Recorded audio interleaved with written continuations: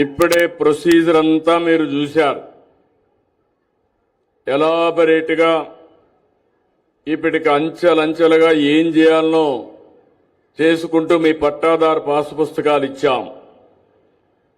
ఇంత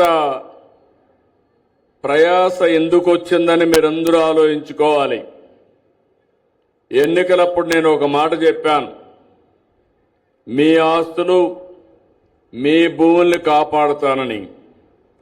ఇప్పుడే మీరు చూశారు, ఒక వ్యక్తి ఆస్తి ఆ రోజు మంత్రిగా ఉన్న వ్యక్తి ఆయన అనుమాయులకు రాసిచ్చేశాడంటే వీళ్ళు ఎంత దుర్మార్గంగా ప్రవర్తించారో ఇది ఒక ఉదాహరణ మాత్రం.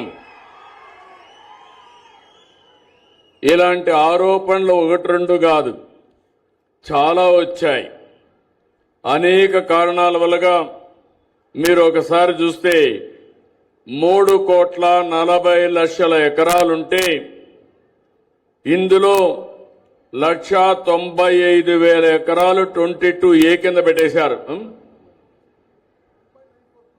అదే క్రోర్సే 1.95 crores. మొత్తం కలిసి 3,40,00,000 ఎకరాలు రాష్ట్రంలో ఉండే భూమి అంతా.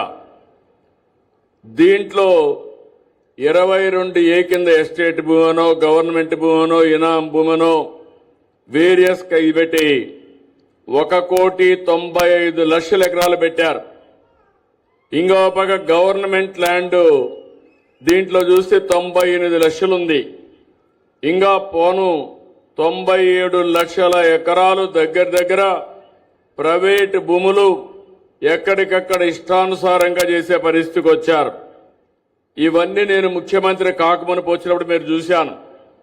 ఆనాటి పరిస్థితులన్నీ అధ్యయనం చేస్తే చాలా దుర్మార్గంగా చేశారు.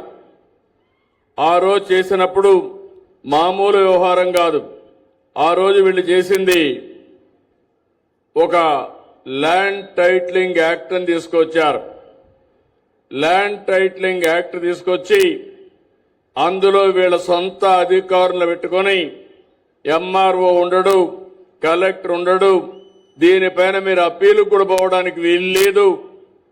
కడాన మీ భూమి మీ చేతుల్లో లేకపోయినా మీకు లేకపోయినా అడిగే దిక్కు లేకుండా చేస్తే ఇదే జిల్లాలో పాండ్యం నియోజకవర్గంలో నేను చాలా బాధపడి పట్టాదారు పాసు పుస్తకాన్ని కలిసి ల్యాండ్ టైటిలింగ్ యాక్ట్ రద్దు చేస్తానని ఆ రోజు మీ అందరికీ హామీ ఇచ్చాను. ఆ చట్టాన్ని కాల్చాను.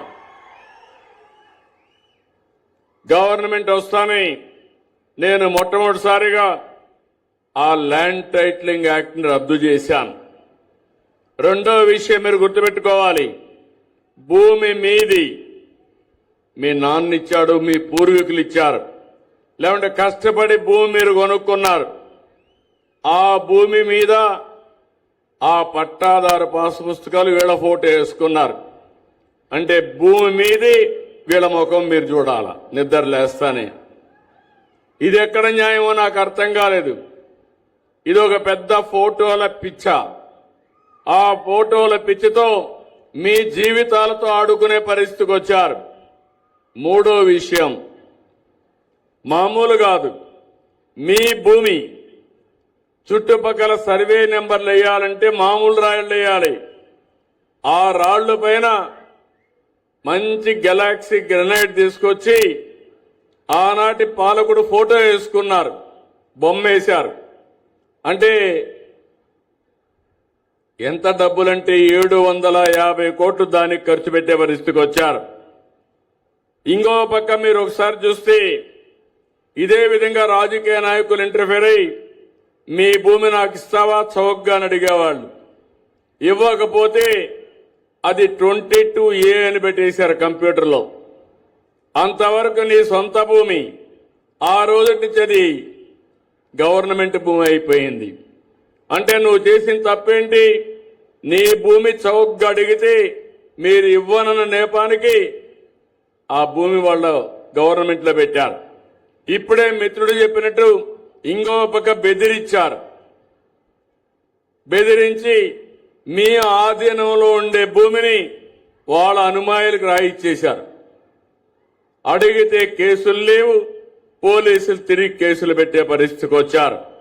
నేను వస్తానే ఎక్కడికి పోయినా కట్టలుగా దర్జీలు వచ్చేటివి. మా భూ కబ్జా జరిగింది, మా సొంత భూమి, ఈ భూమి పోతే మేము బతకలేం, ఏం చేస్తారో చేయమంటే ఏం చేయాలో నాకే దిక్కులు తెలియని పరిస్థితి. నేను 4వ ముఖ్యమంత్రి, నాకు అనుభవం ఉంది, కానీ ఎప్పుడూ ఇలాంటి పరిస్థితి నేను చూడలేదు, నా జీవితంలోనే చూడలేదు.